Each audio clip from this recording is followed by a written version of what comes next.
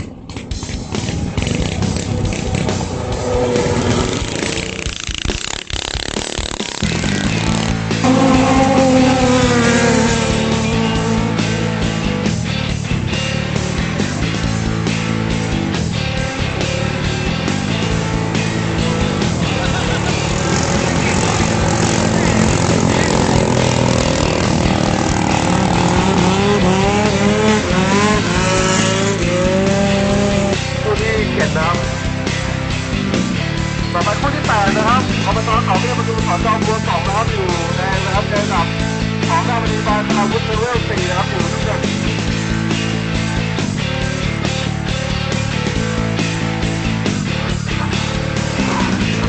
แล้วเราเลยไปเข้าขอเลยนะครับของดาวนีบาลอาวุธเลเวล4นะครับอยู่น้ำเงินนะครับอบต.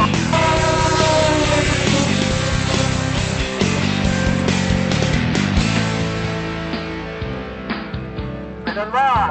น้ำเงินเข้านะครับมีพิธีคาแคร์1นะครับเข้าไปนะครับน้ำเงินโอ้โหคู่นี้เป็นคู่ที่น่าดูอีก1คู่นะครับแดงนั้นมานะครับ